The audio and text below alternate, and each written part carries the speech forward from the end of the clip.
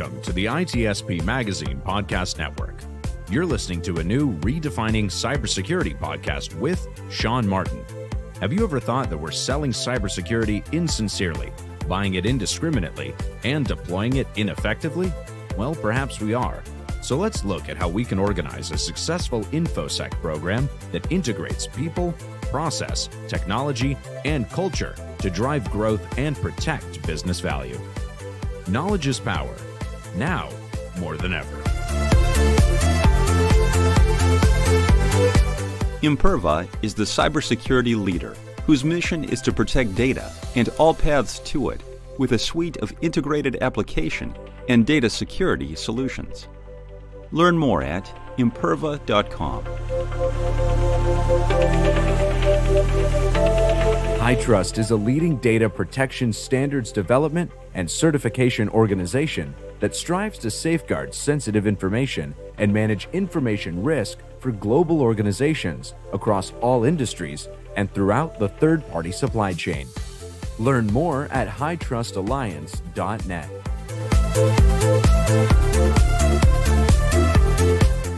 And here we are. You're very welcome to a new episode of Redefining Cybersecurity here on ITSPmagazine. This is Sean Martin, your host, and as those watching, yes, we do occasionally do a video podcast here to bring faces to bear.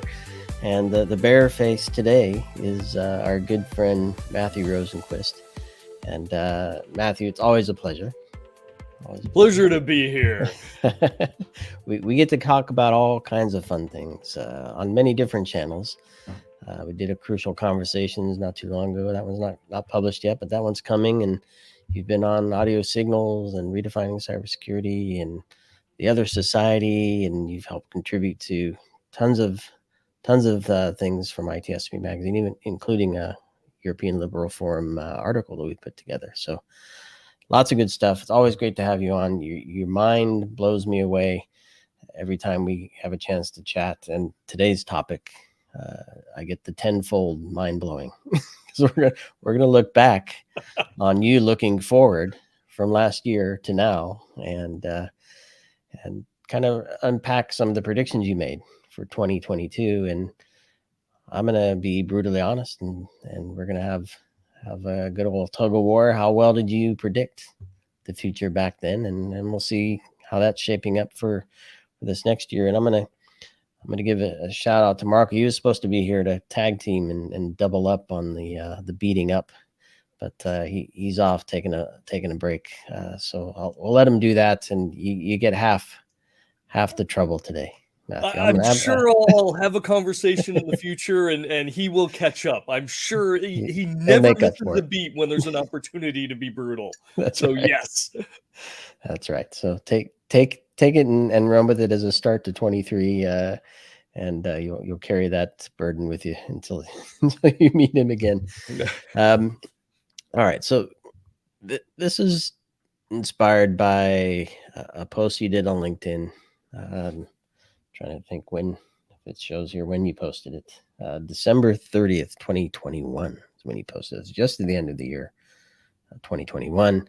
Looking at 2022, and you made 10 predictions.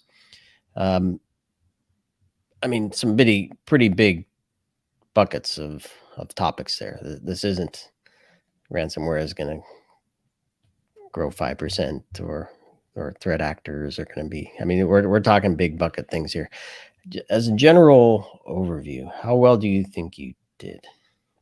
Or were you kind of in the ballpark with some of this stuff? I think I was in the ballpark. And, the benefit of predictions, especially when you publish them, is you get to go back and you get to see, did you get it right? Did you have the major momentum, the broad strokes right? Were you able to narrow things down? And there's lots of different companies and people that do predictions. And honestly, most of them cheat. They'll say things like malware will be bad, more ransomware attacks, right? And very vague, very general. That really doesn't help anybody.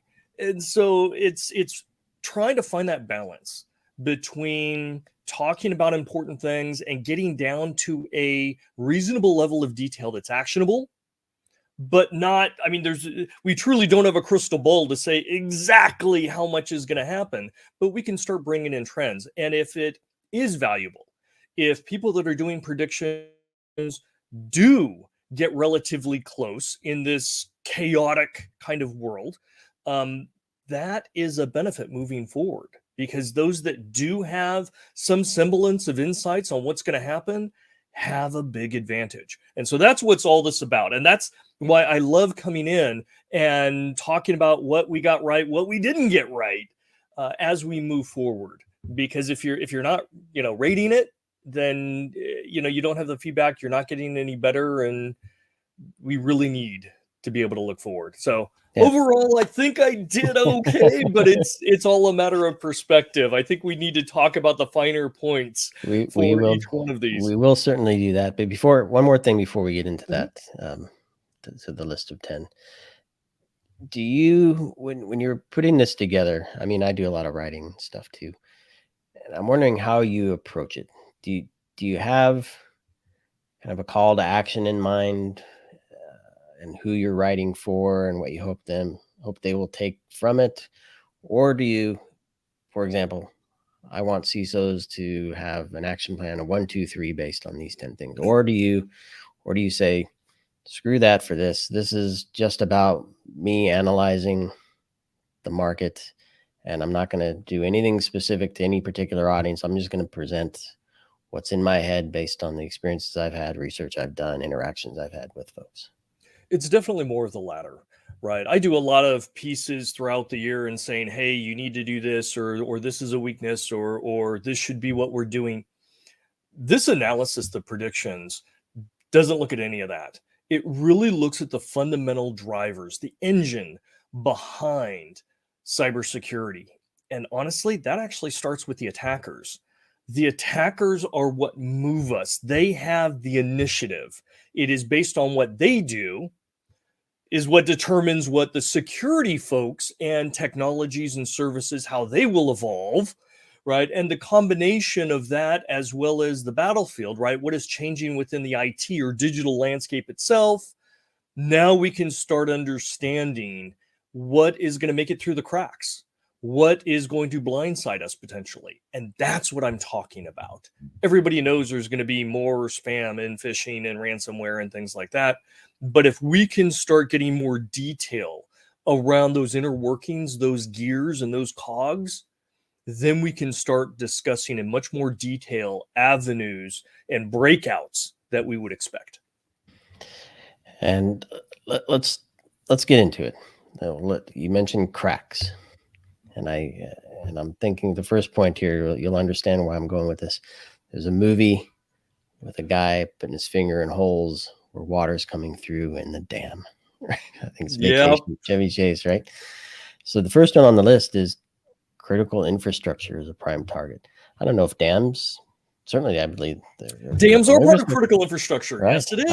I don't know if they actually had any incidents in 2022, but nonetheless, there's water. I know water is a big topic of discussion in the West Coast, and who knows if that's moving east or not. But certainly, clean water is important all around the world, and managing that to not just store it, but to distribute it properly and use it. And to filter it, to clean it, potable water. You've got wastewater, things of that sort. Yes, that's one of the irrigation for food. Food's kind of important too. Yeah. Food, not only growing it, but also processing, logistics, and transportation to get it to our grocery stores. Yes, that's another one. Telecommunications, power generation, including nuclear power.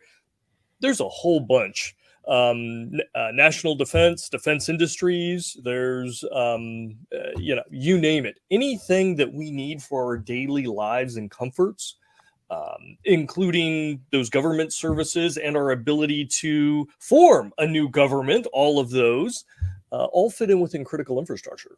Yeah. And we saw in this last year lots of attacks across all of those sectors. You had mentioned, water supply, wastewater. We saw cyber attacks against that. We saw attacks against, and again, it's not only even the United States. This is globally. we're seeing attacks against nations, government agencies, healthcare. Healthcare really kind of got brutalized in 2022 with a lot of data breaches, a lot of ransomware. So there were a lot of attacks against critical infrastructure. And the good news is, out of all of that, a lot of them were defeated. A lot of them were intercepted or detected early, and the risks or the impacts minimized because the risks were recognized ahead of time. Not in all cases. We saw lots of hacks out there and lots of attempts, especially right after kind of February timeframe. A government that is not, well, I'll name it, right? Russia, invaded Ukraine. And as part of that, there were all sorts of attacks, not only against Ukraine, but also against EU, the United States. And that it wasn't as big as we thought it would be. And the other factor there is there was public-private partnership. And I'll call out Microsoft as probably the best. They went in very early and started recognizing these critical infrastructure attacks and responding, not after the fact, but as they were going on.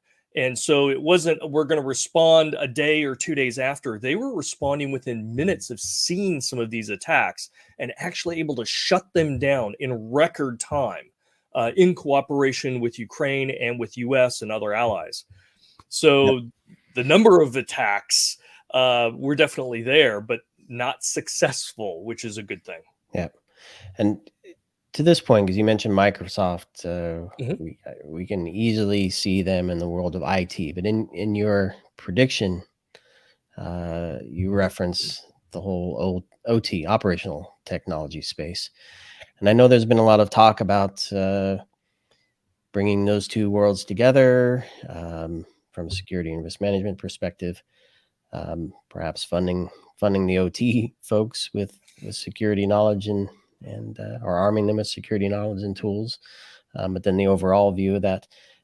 So I don't know how much Microsoft plays in the OT world. I'm sure they do, but SCADA's in there, scanners for healthcare, all kinds of stuff is in the OT world. So with respect to your prediction specifically now on OT and IT, you said we're going to see a blend of that, certainly from an implementation perspective. How about the security perspective and attacks? Do we see crossover on attacks hitting OT, moving to IT or whatever, laterally or whatnot? So we're definitely seeing the attackers go into the OT space as well.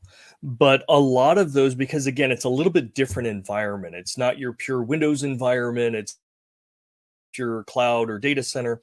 You've got IoT and IIoT, industrial IoTs and those kinds of things, and dedicated hardware, runtime operating systems. It's very, very specific. We are seeing attacks going into that space, and we're seeing big suppliers in that space being targeted, right? Siemens has been targeted. Honeywell has been targeted. Why? Because they manufacture and assemble and deploy and support those OT environments. So we've seen hacks go after them, especially in the area of discovering vulnerabilities. A lot of time and effort in 2022. And this isn't going to change for 2023. This is only going to get worse. A lot of resources have been put to find vulnerabilities in those systems and targeting basically supply chain for the OT world to be able to attack at scale. So we have seen those attacks. And Microsoft, it's got its fingers everywhere, and there's lots of companies that are working on both sides.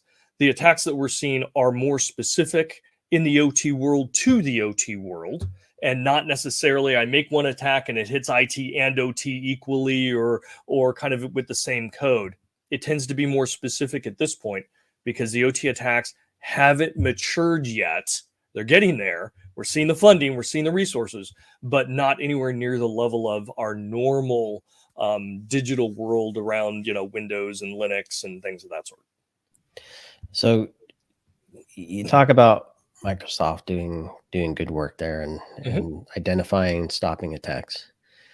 The next item on your list is that the government, law enforcement, would actually step up their game and actually get involved. So I'm wondering how that looked across the year, and did Microsoft alleviate some of that work for them? Did they actually step up and I don't know how. I'm trying to think of how much you covered here, but there's the actual identification, blocking. I don't know if you then do the attribution and take somebody down. How does that all look from? Yeah, Microsoft actually is one of the premier teams that works with law enforcement to not only detect, but then again to dive in to figure out that attribution, to enumerate the infrastructure that the attackers are using, and then actually work with law enforcement, and not just US law enforcement, but law enforcement around the world to go after those assets. And this is something that they are refining. It used to take years, literally years, to figure out what kind of infrastructure the bad guys were using and try and figure out those domains and take them over, or seize servers and gather information. Now, Microsoft has narrowed that down to weeks. And in some cases, especially after February, it was a matter of days, and in some cases, even hours, that they were able to do that. And when you've got, the Ukrainian government, obviously very open to that kind of assistance and willing to act very quickly on any real-time intelligence, things started to move very, very fast. And so they were able to identify a lot of resources and domains and simply take them over, right? And deny the attackers the ability. And they've got one of the premier, most respected teams out there that works with law enforcement. FBI, they've partnered with FBI for probably since their inception. And they're considered some of the best in the industry. So law enforcement definitely works with the private sector, and in many cases relies on it. Although organizations like the FBI over the past several years have really groomed their own internal resources, but even those are going to reach out to private companies and counterparts and experts in particular areas. Yeah, because three of your predictions kind of revolve around this point. You have government stepping up their game, law enforcement showing strong strength or improving their strength in this space. And then you mentioned the public-private engagements. And I think I saw some point about tooling in there as well. So I'm just wondering, I think, well, what am I thinking here? That a lot of the communications I see from the industry, cybersecurity industry, is about protecting the environment itself. So protecting the police force, protecting the investigators, protecting legal teams, the prosecutors and the attorneys and whatnot, protecting those environments that these agencies and institutions run within. And I see less about broader monitoring. I know when we were in LA, I forget, it was some Pepperdine event. We had the LA Security Lab. I can't remember the formal name for it. I believe there's one in New York. I'm sure there are many all over the place. Mm-hmm. Have we seen those actually step up and use tools for monitoring and shared security and services and response and things like that? And again, public-private sector perhaps come into play there as well.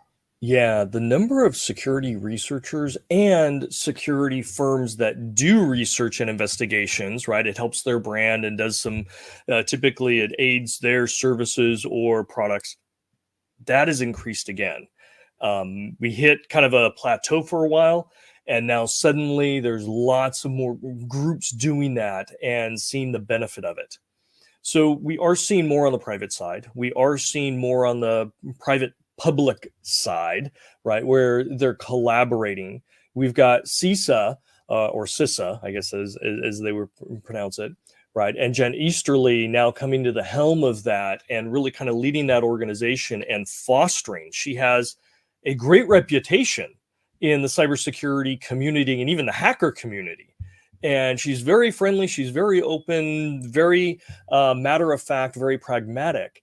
And she understands that there is a tremendous resource on both sides of the fence And so building and fostering ties between it, the public and private side, benefits both.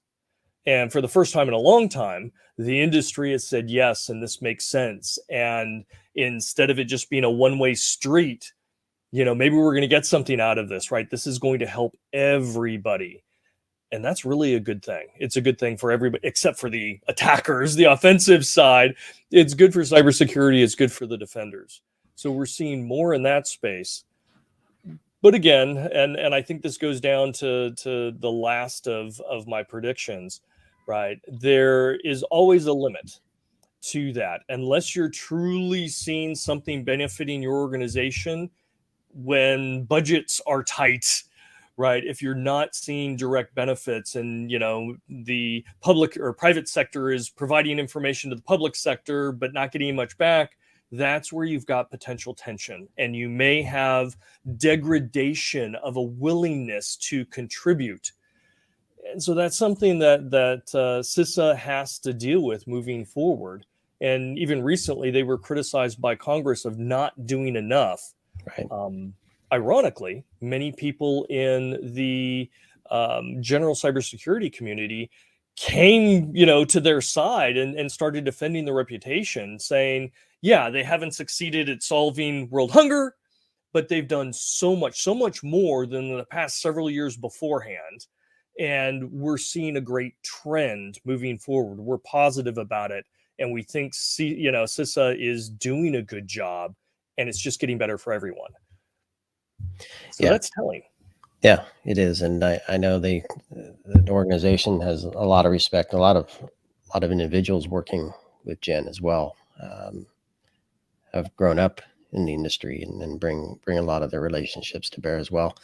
And I'm just wondering on this point, because I know there was it a breach notification, national breach notification announced this year? Yeah, I can't remember all the details. Release alerts.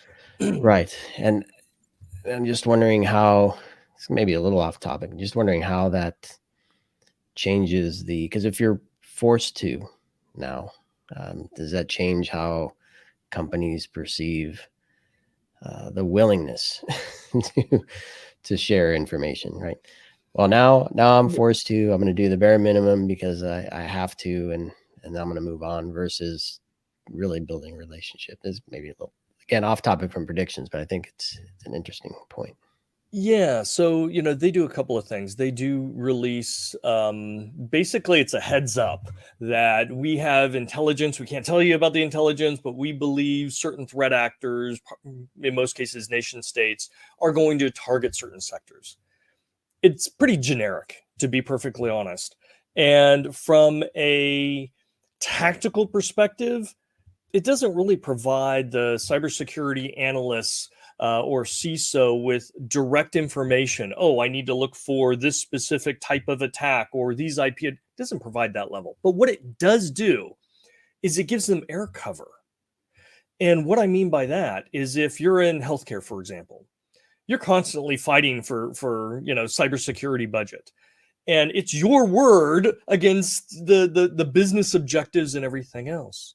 But when CISA comes out and says, hey, healthcare industry, we expect healthcare industry to be attacked, that gives the CISO the ability to go to the board, to go to the CEO and say, hey, look what the government, the official, statement from the government is, our sector is going to be attacked. And that helps them in justifying budget, in getting new programs approved and deployed. So it provides that level of air cover. Now, when it comes to requirements, CISO really isn't mandating requirements on the private sector. However, because of executive orders and other things in the government sector, as well as, defense industries and suppliers to government, they are putting rules in place. And so CISA is weighing in on those, and those are required.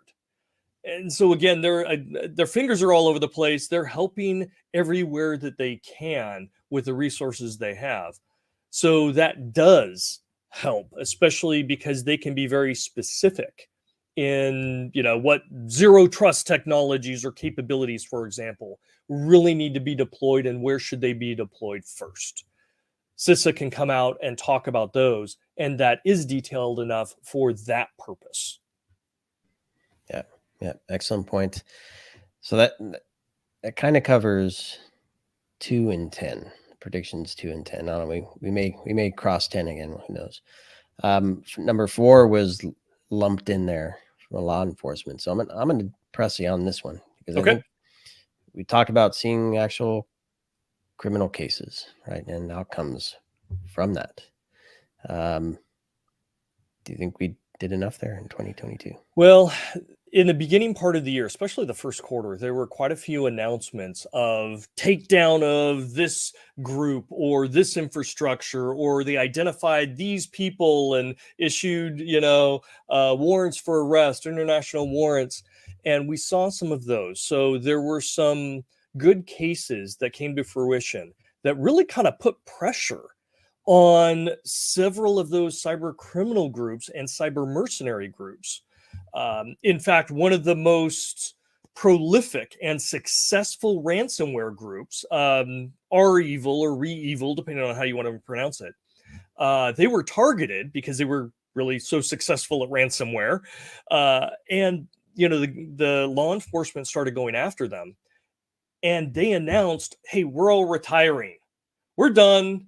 R-Evil is done. We're retiring. We're not around anymore. Right. And we've heard this before from all sorts of cyber criminal groups. And the reality is they're all driven by greed anyway. So they all come back. But we did see some good cases, especially earlier in the year. And that really put pressure on some of the cyber criminal groups. They were also distracted a little bit because there was, this international war basically going on over in Ukraine, and a lot of the same resources are doing there. And there was some fracturing and infighting. But what we've seen towards the back half of the year is much less when we're talking about cases being announced. And many of those were really focused on nation states, the actual, government workers committing certain crimes. And again, priorities, right? Are you going to go after the organized cyber criminal that's just stealing a few dollars? Or are you going to go after the nation state that's, fleecing millions of dollars and funding that into a military program that could be launching missiles in the South China Sea or something? Who knows? So priorities make sense there. But we've also seen an uptick now in those cyber criminals. And law enforcement really hasn't been able to stem that tide in the back half of the year. We're hoping that their funding will increase and their capabilities will increase and the cooperation across public and private will increase so that those organizations can be targeted. But right now, they're having more of a tough time at the end of this year. Again, they may just be building their cases. So we may see another influx in Q1, Q2 of next year of successes. I hope so. Yeah. Yeah. So many thoughts. I was thinking about lots of fun things going on in New York City with surveillance and surveillance from government, surveillance from private entities, and that information used. I don't know. It's a totally different thing, but it's a lot of stuff coming to mind there. Maybe we have another chat about that. and that's where you banning people from attending events because they're on some list and they facially recognize them. Yeah. Are you on one of the? No, I don't want to know. I don't want to know. I don't want to know either. So, all right. So you've mentioned ransomware a number of times, and that's actually number 3 on the list. And let's just go straight to a detailed point you made in there, that the impact, not just the amount of, not just the price of payment, but the actual impact, which could be monetary payouts, could be down systems, lost revenue, loss of life. So you're saying at least 10x for 2022 over 2021, I presume. And yes, I suspect there's a number in your head. So how do you come up with that? I know. And I have to admit, I don't know if we reached 10x because we knew there was going to be a slowdown in the first kind of half and then it would pick back up. which it really kind of did. But from a dollar impact, and I've been reading reports compared to 2021, the dollar impact is not 10x. So I did not hit that. But if we do look at some of those other aspects, for example, Conti, famous ransomware group, right? They actually held hostage an entire country, Costa Rica.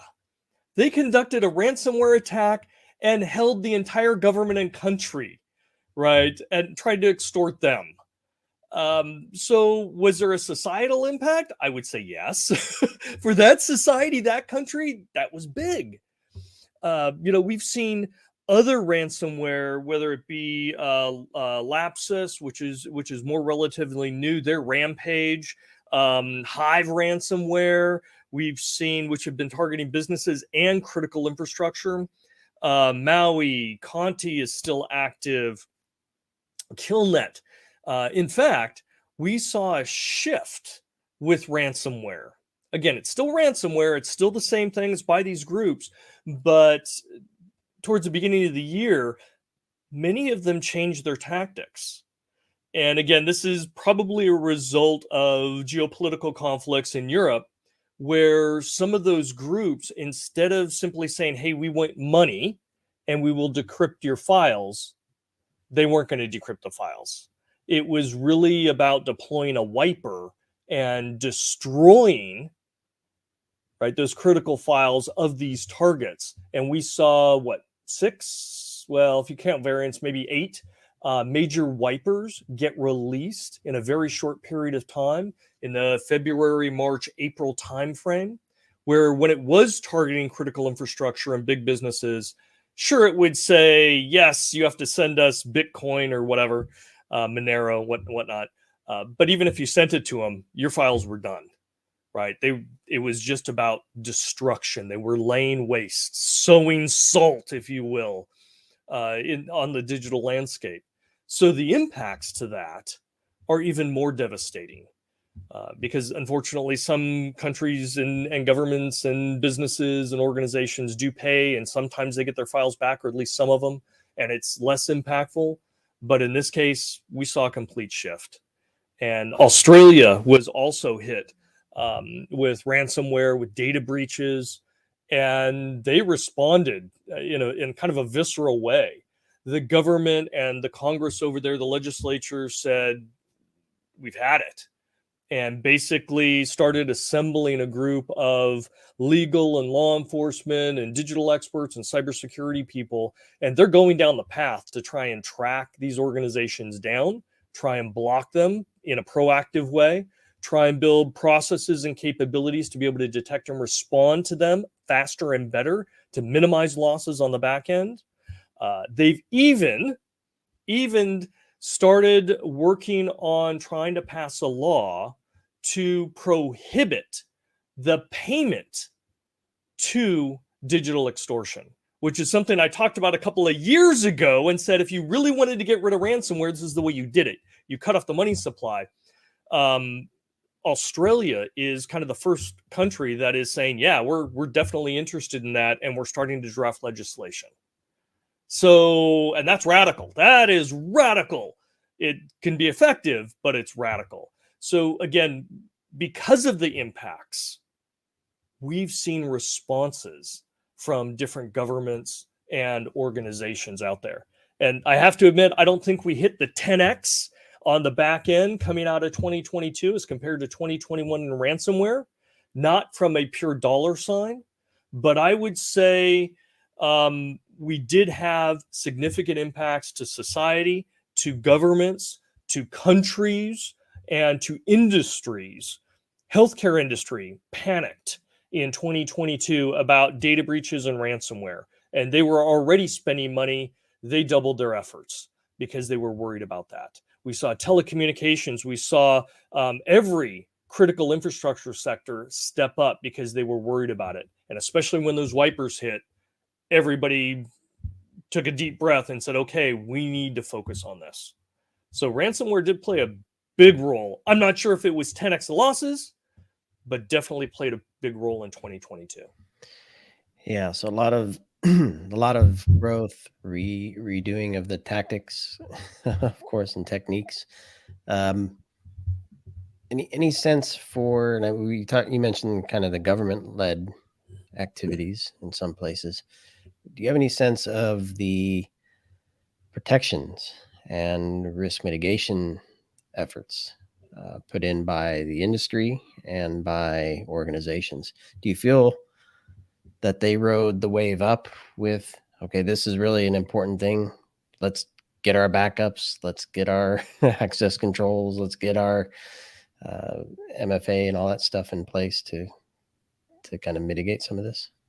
Yeah, I think they did. I think the smart CISOs out there and savvy organizations, boards, and C-suites realized this is a material risk.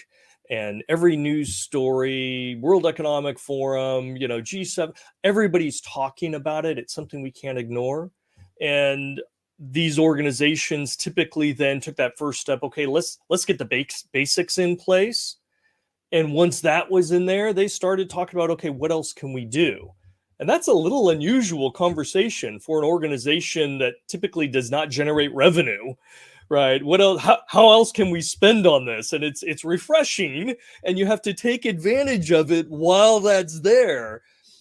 We even had a lot of momentum and focus on zero trust. It became one of the big buzzwords of 2022 in the cybersecurity realm. I had board members, people that weren't even all that technical, go, yeah, we should do zero trust. And I'd ask them, do you know what zero trust is? No, I don't know what it is, but it sounds like we definitely need to do that. Okay, great. Let's build a zero trust strategy. So there was enthusiasm, there was momentum.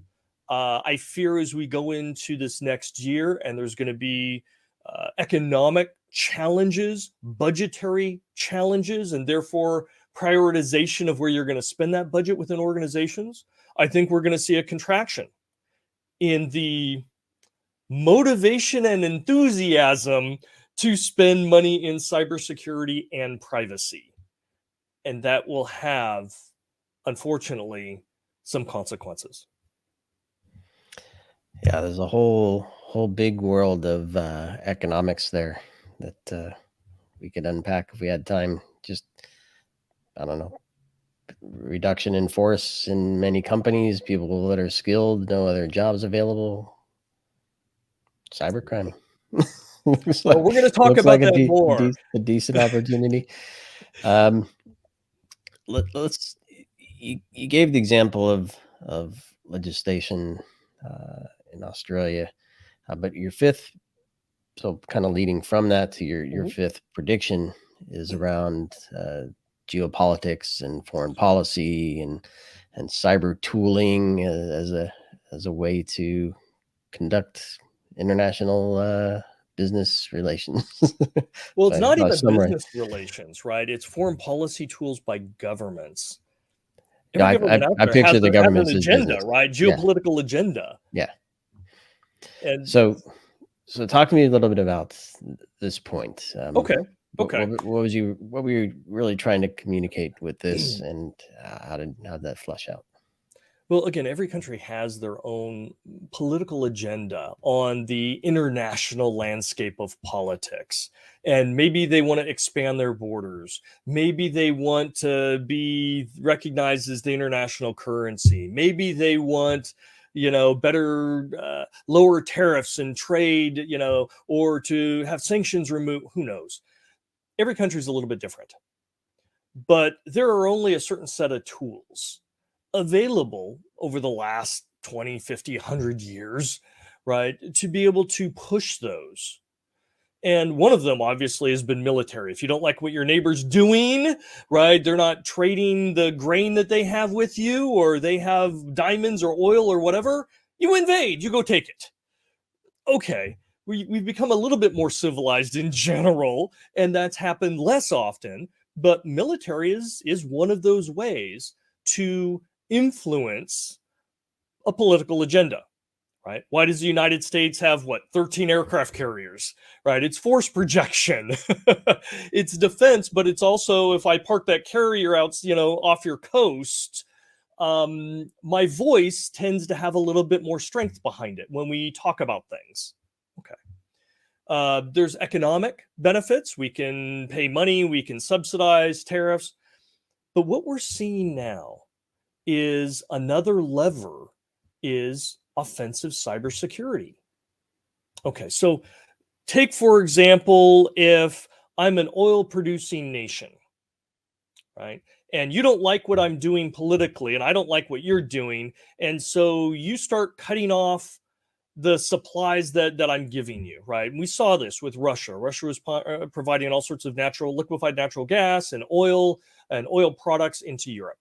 Okay. Europe decided, hey, we're going to start turning that off. Well, Russia didn't really like that.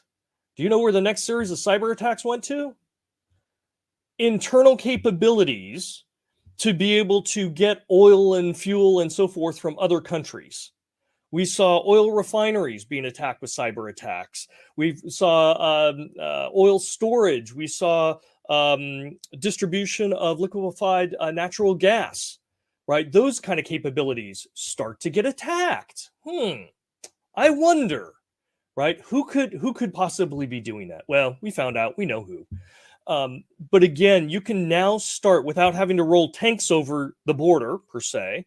You can use cyber attacks, offensive cyber attacks, to affect politics, to determine who the next leaders are, to impact critical infrastructure like power, food supplies, trade, all of that. And what if you're, let's say, being embargoed? Or what if there's international restrictions against you and you can't trade and you need hard currency? Let me think of a way now that I could acquire hard currency, preferably by those who are putting sanctions in place, and then I could use that to run my government and build my military. Right? This is the exact problem that Iran, North Korea, now Russia have encountered. And when those sanctions go in place, what happens? Ransomware attacks. Wow, ransomware attacks predominantly against the countries and organizations that sanctioned, and you're demanding millions of dollars, and those millions of dollars are now going back to those countries. Okay, it's a way of getting around sanctions. It's a way of bringing in more hard currency. So countries are seeing this as another lever. It's another tool in the toolbox. And unfortunately, they realize it's really cost effective. You don't have to have a physical border or even be in the same hemisphere as the opposing country. It's cheap, easy to do, and it works. Okay. Add that to hard to the foreign attribute policy if you toolbox. leverage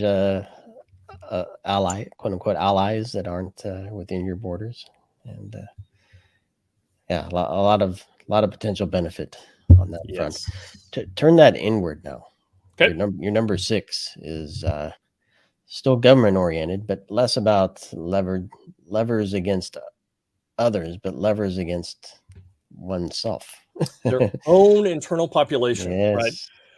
Oppressive governments really like to stay in power, right? That tends to be like job one. If you're going to be a dictator or an oppressive ruler, stay in power. Unfortunately, or fortunately, depending on your perspective, those oppressive people, when they are booted out of power, their life doesn't tend to go so well after that. So they are highly motivated to stay in power, and as long as they can. Part of that is about control. And if you can keep your own populace in the dark, or if you can control what they see and hear, because that's how we build our beliefs. We build our beliefs based on what information we have, our experiences, things of that sort. If you can control the narrative, if you can control what they're being taught in schools and what they can see on the news and what they can download off of the internet, and you control those narratives, especially if you actually write the narratives and say this is all they get to ever see, and we will block everything else, that really helps. You know what else helps? Finding those people that don't like you, don't like the current government. And we now have these digital tools. These digital tools gather so much information. So governments can do a search to see who's talking, who's texting, who's chatting, who's writing articles, right? Who's making phone calls and talking with people in a negative way about the current government. Let me identify those people. Let me find out where they work, where they live, where they go to school. And from that point, only bad things happen. We've seen a bit of Black Mirror. Yeah. We've literally seen things to the extent of people showing up in masks in the middle of the night, grabbing those individuals, and those individuals are never seen again. We've seen other more subtle impacts. Oh, you've written a blog that says you don't like the government or you've criticized the government. You know what? You just lost your job today. Did I forget to mention that? Yeah, your employer's sending you a message. Oh, by the way, yeah, your children aren't going to get into the university anymore. Yeah, their application has been denied. They're being kicked out of the university. Yeah. Did I mention? Oh, by the way, your credit score, your social score is now way down. You're not going to be able to get a loan or afford the new car. That's a shame. Patriots, however, people who support the current regime, they get all these benefits. So it can be subtle as well. Yeah, and I think to me that's and I mean, different cultures have a different understanding and different experience that either, I don't know, lets them accept it, tolerate it, embrace it. And to your point, maybe the different sides, supporters, antagonists, what have you. A little bit off topic here, but I touched on it earlier. For the benefit of society, we monitor more. Yes. And I'm just wondering, because we did see in 2022 governments using social media and other technologies to continue to clamp down and surveil and control that narrative as you just described. Do you have a sense of that process being stepped up in places that aren't viewed as oppressive, but could easily turn on a dime if a particular person or party or some event takes place that then changes how those tools and new things that are put in place are used against the civilians? Absolutely. In fact, I expect more data collection, aggregation, and analysis to occur across the board everywhere that it is not challenged. So, our digital environment, everything that we strap on our wrists or put on our face or climb in to go somewhere or log in, or all of that provides tremendous digital footprints and data and knowledge. It is a wealth of information. And we tend to, as humans, not look at something as bad until we actually feel the pain. So what if the government is tracking everybody that's talking on Twitter and they're tracking the locations of where they're at? Who cares? No big deal, right? Until you're a person in Arab Spring standing or marching for freedom, right, in a peaceful march, and suddenly the government then uses that information to know who was in that peaceful march, and then people start disappearing at night. Oh, whoa, wait a second. Whoa, we didn't, not now, because it could be me. Time out. I don't want that. That's obviously bad. So, we have an axiom in cybersecurity, right? Security is not relevant until it fails. And people tend not to take security and privacy seriously until they feel the negative impacts. They or somebody they know, until it touches their lives. And without that tension, these powerful tools and data are going to be used. They're going to be gathered. And that's why we're seeing an uptick in privacy, and organizations and even groups and people and communities saying, hey, privacy is important. It really is. Surveillance is also important to a certain extent. We want to be able to detect criminals and child molesters and human trafficking and all those things. Yes, yes, yes. But we also don't want to have that data persecute or negatively impact people and citizens that are behaving legally and ethically. So there becomes this tension in the system, and that's good. And we as a society have to figure out where that right balance is. And that's something we're growing into. Nobody's got it figured out. We're growing into Marco that. has it figured out. But he's not here to give us the answer. He's got everything figured out. He just doesn't want to tell us. That's right. Let's. I'm conscious of time here, and we can talk for hours, I'm sure. But let's kind of bounce off of this point, because now you're talking tons of data about tons of people and tons of places, and I mean signals and sensors and bears. Oh my! The only way to really get our heads wrapped around this is to not actually use our own heads, but use an artificial one. So your seventh prediction is that AI is going to really play a big role in cyber tooling. And yes. So obviously we transitioned from surveillance, but let's just say looking for the bad and all of that noise, AI is going to have a role. Did it actually come to fruition? I know, look at any vendors messaging, they have it sorted out, but where do we really stand with that? Okay, well, let's look at Chat GPT. Let's look at deep fakes. Let's look at all the adversarial networks that have been developed in 2022 that are taking all that digital data we talked about, right? The data lakes, and it's not even lakes anymore. It's oceans and moons of liquid data out there. And our brains can't process that, but developing artificial systems, yes, they can analyze it and aggregate it and come up with all sorts of new viewpoints and conclusions and even generate new things, right? I was looking at a video of this woman, and she's talking, and I can't remember what she was talking about. And, the caption below it was, "This is entirely fake." We used Chat GPT to create some text. We created we used adversarial networks to create a deep fake of a woman's head and shoulders talking. We used voice synthesizers to be able to pronounce it in a, it was in English, but, a dialect and everything else. The mouth is moved in perfect unison of it. So this is entirely synthetic. Not a real person. A real person didn't write the words that they're saying and didn't speak the sounds, the speech that she had.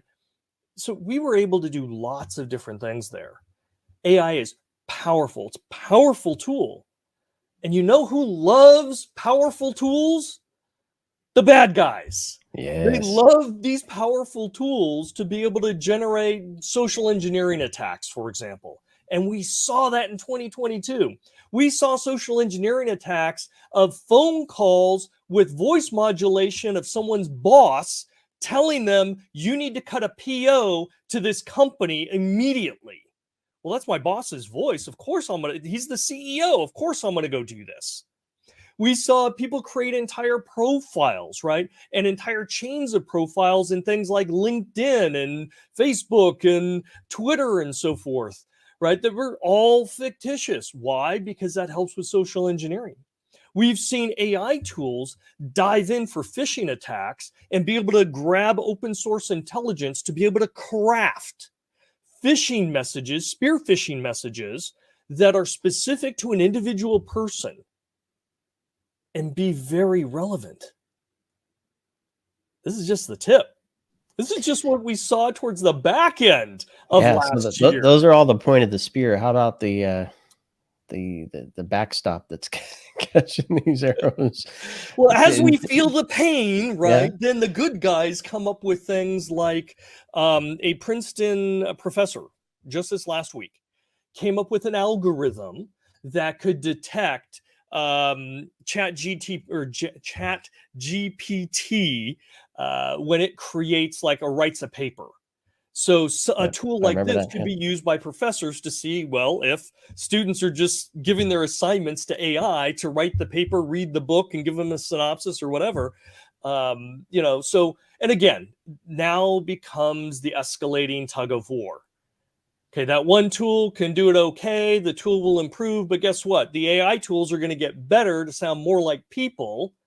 And even now, you can go to these AI systems and say, write a paper in the voice of Sean, and they will analyze how you normally write, how you normally speak, your vocabulary, and write something just as if you would. So it's just going to be a race, but that's okay. That brings in the tension that we need. The last thing we want is a tool that can be misused and not having any counter tools to detect or prevent or respond to it. But it's a whole new area of warfare. Oh, by the way, for those security folks, whole new area of warfare you need to worry about, and your budgets are going to shrink. Yeah. And good luck having staff who yes, understand. or hiring somebody. Yes. So your thoughts on this?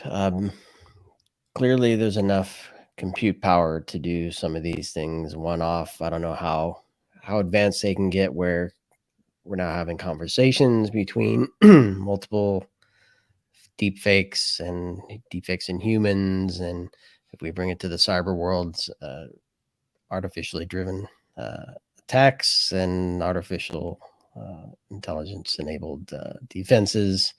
I don't know how far we get there, but my question is kind of leading to your next prediction: quantum computing. So do our CPUs today have enough to do what do we need to do to protect against what's possible with the current compute power? I know GPUs are kind of bring it to the next level. What does quantum do?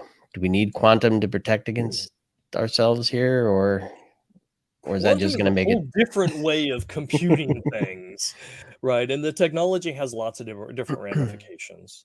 When it comes to AI, our normal CPU, GPUs, and then the AI enhanced silicon that's coming out that we're starting to see, those are really optimized for certain AI routines, certain deep learning algorithms, things of that sort. When we get to quantum, what the shorter term risk, the near risk with quantum is its ability to undermine how we secure data, typically data in transit, but also data at rest, how it potentially could undermine encryption, security keys, public-private keys, things of that sort. We've known this to be a problem with things like Shor's algorithm, which is really good at undermining things like RSA security. Think of public-private keys, right? That kind of security. That computing, when it gets powerful enough, can undermine it. So there's been ongoing efforts to identify quantum-resistant algorithms. And there's a whole bunch of them. NIST is actually kind of leading the way for the United States. By the way, different regions in the world do their own. So encryption standards here in the US are completely different than the ones in China. Okay. So in the US and Western countries, they're all kind of working together to figure out what are those next algorithms that will replace RSA and some other things like that. And they're working on them. But it's a race, because as these quantum computers get faster and faster, they get closer to being able to crack that, right? Crack it like an egg and get into all that data and files. So we have a problem there. Now, my prediction was, and this is the wildest prediction that I had, was we were actually going to see quantum computers, proof of concept, be able to get to a state, probably with an improved Shor's algorithm or something similar, to be able to break some of these algorithms in a much faster way that would kind of panic the world. So we did have some issues this year. We did accelerate the quantum, it was kind of a bake-off. And to the point of NIST coming out, not with one, right, new algorithm. They came out with, I want to say, 4 different algorithms to replace the legacy ones. Okay. And they said, some may eventually be better than others. We're really not sure, but here's 4. Just go. Just get ready. Which is a little unusual. It seemed a little rushed, but that's okay because we needed those. We also saw there were, and that was out of a finalist of, I want to say 10, right? They picked 4. And they had been working on these 10 for years.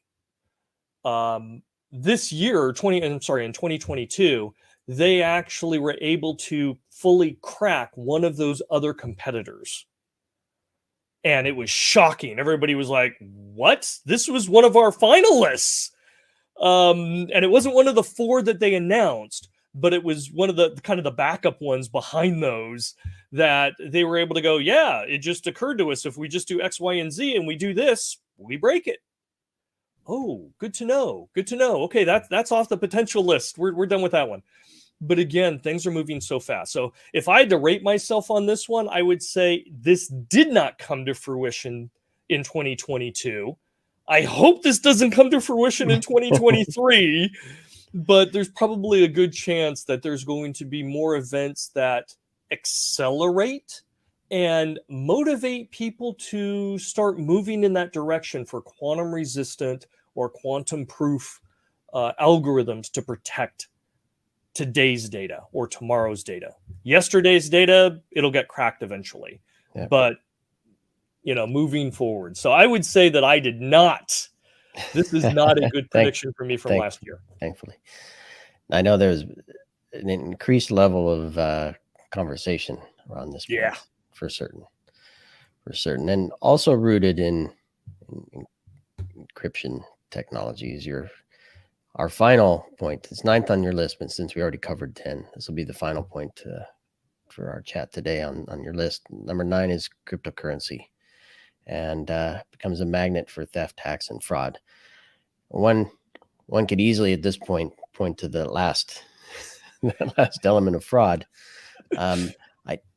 I don't know if that's just human greed fraud there, or if it was actual technically driven fraud. But I don't know. Who knows what's really going on there? I don't know if any of the You're talking FTX.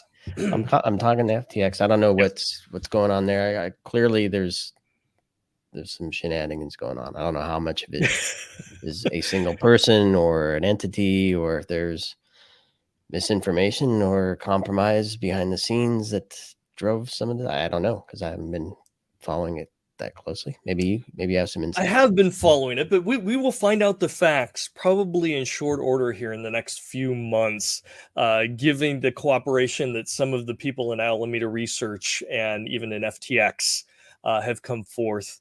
And their CEO, although he has, claimed pleaded not guilty to those charges a few days ago, we're gonna uncover some stuff. Now, that there was a lot of fraud there, but and you may not realize this, but there was also a hack as part of that fraud, and it was for about $400 million worth.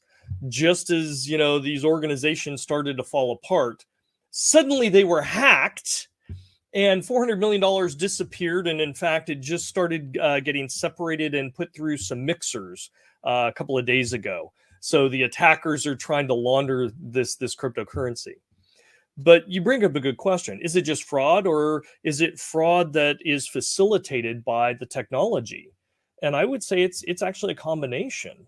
Right? We see fraud in financial institutions, right? We see Ponzi schemes and things of that sort, right? Madoff, for example, right? The largest Ponzi scheme ever in traditional finance. But when we look at crypto and how that those organizations are run, and both the transparency and the ability to hide things, it makes it a lot more interesting. In fact, it was because the very transparency that these investigative reporters were able to detect there were problems. And they published articles which created the bank run that then forced FTX into disillusionment, into having to give up and going eventually into bankruptcy and whatnot.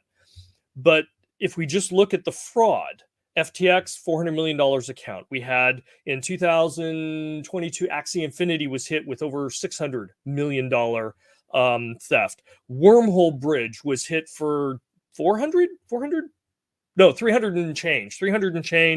FTX was hit with 400. Binance was hit with a little over $500 million in an attack. And they were able to recover some of that. So, whittled down to only 100 million and change. We had Beanstalk, Mango. Those were well over $100 million as well. We saw lots of different attacks and fraud and theft go on, impacting the cryptocurrency, industries and victimize those users there.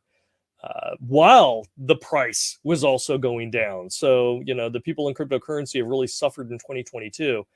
And a good chunk of that is also because of cyber criminals, fraud, both internal and external, all sorts of different reasons. But the bad guys have been targeting crypto. It's where the money is. And in some cases, it's easy to get a hold of, $100 million here or there without a whole lot of work. We've seen individual attacks, one person secure over $100 million, right, from one cryptocurrency app. That's huge. That's a massive bankroll there for one person. A few months worth of living anyway. Yeah, exactly. Depending on your lifestyle. But we're probably not going to see that change, right? Wherever there's money, the attackers are always nearby. And because crypto was, and still to a good extent, is not very secured, it was the rush to market. Let's develop all these products and tools and just worry about, being successful. Security was an afterthought. And we warned the industry. We weren't keeping it a secret. We were telling them, you're going to get abused. No. I see all these zeros coming in. It's fine. Until it isn't fine. Goes back to that first axiom, right? Yep. It's not relevant until it fails and you crater and die. Okay, now it's relevant. Too late. Not a problem until it is. Boy. And again, there's so many angles to take on this one in terms of, that's loss of cryptocurrency value, which then translates back to real dollars and other currencies, and people rely on it for income. I know some folks that live off of that money, and maybe a little less now in some cases. Maybe people aren't buying houses and cars if they lost, and planes with crypto. Yes. And then you bring it down. I don't know if we joked about the lifestyle of 100 million, but even tens of thousands can impact how somebody spends their money or not, and yes, the economic impact that has, or could have, or has had. Who knows? Oh yeah. Well, Matthew, as I said at the beginning, blowing my mind 10 times over here, right along with one of your predictions, right? I didn't quite make it. You held up the prediction in this one. For those interested, it might be a fun listen to. We actually did an episode on this to set the stage. We did. Okay, I vaguely remember that. Yes. So that was the beginning of 2022. We had this conversation to kind of lay this out. So I didn't listen to it again, but I think I might, just to kind of see what we said there. But the reason I mentioned that is it might be fun listen, but as 2023 predictions come around for you, we'll certainly have you back, and hopefully Marco can join as well. But I know this is a long episode. Hopefully everybody's enjoying. I certainly did, but I don't want to cut it too short anyway. I want to give you one minute, a sneak peek at maybe what 2023 might be. Put me on the spot. You can be general. Okay, 60 seconds here, because I haven't published them yet. They've been trouble. 2023 is troublesome. we've talked about some of the themes, right? And I think it's really going to be around the economics of cybersecurity. We've got less budgets, more trouble, and in times of economic downturn, non-profitable organizations like cybersecurity and privacy tend to get smashed the most. So less resources and capabilities. But at the same time, we have, and we've talked about this, right? Nation states, they're starting to realize how cost-effective and efficient cyber operations are, offensive cyber operations. They're going to start pouring a lot more money into it. So we're going to see a lot more funding for research, for vulnerabilities, for exploitations. And in their mindset, they're willing to use these things. And so as soon as they use them, it becomes public, and all the cyber criminals grab it, tear it apart, use whatever pieces they want. And so it does impact everyone. And so we're going to have more attacks. We're going to have more resources on the wrong side of the budgets, the budget line, coming in to the attacker's side and not on the defender's side. And that's going to shift that tension. And it's going to make cybersecurity much more difficult in 2022. The expectations don't go down. The regulations don't have a blind eye suddenly because budgets are low. They're still going to be enforced. But our capabilities on cybersecurity, it's going to be an uphill struggle. We are going to find ourselves woefully under-resourced compared to the amount of money and funds. We're talking tens, if not hundreds of billions of dollars being invested by nations all across the world for offensive operations that eventually we'll have to deal with. Yeah. I agree with that general prediction. And my hope in response to that, and in the spirit of this Redefining Cybersecurity channel, I think we've talked about this before. To me, the answer isn't, oh, darn it, my budget's cut, I'm going to do less. To me, it's how do I have a conversation with the business to reduce exposure so I don't have to spend as much? Yes. And I'll call that shift left. A lot of people may not like that, but the more we can do to say, let's not do that way right now. Let's not collect that data. Let's not open that service. Let's not expose that to the internet. Let's not store all of our golden eggs in the same basket that everybody knows the name of it because we've labeled it and it's on. You can find its credentials on Shodan. There are some smart ways to manage the business so that we don't overwhelm the security team while crushing their budget and forcing them to make a decision on what to leave exposed. Let's just not expose it in the first place. So that's my soapbox. And it felt 100% behind you. I think you nailed it. I mean, there's many things that we have to do, and prioritizing, setting clear goals, understanding what those business trade-offs, and making sure that security is part of that business discussion. It's all important. Absolutely. All right. Well, I predict we'll have you on again, Matthew, for many different things. I also predict at some point I'll get my act together and I'll be joining you at some point for a chat with you to sound super lame as you grow me on some things. But hopefully everybody enjoyed this. It's always great chatting with you, and the information I believe is super helpful for folks. Definitely gets people to think. So thanks, Matthew, and thanks everybody for listening to this Redefining Cybersecurity episode here on ITSPmagazine. HITRUST is a leading data protection standards development and certification organization that strives to safeguard sensitive information and manage information risk for global organizations across all industries and throughout the third-party supply chain. Learn more at hightrustalliance.net. Imperva is the cybersecurity leader whose mission is to protect data and all paths to it with a suite of integrated application and data security solutions. Learn more at imperva.com.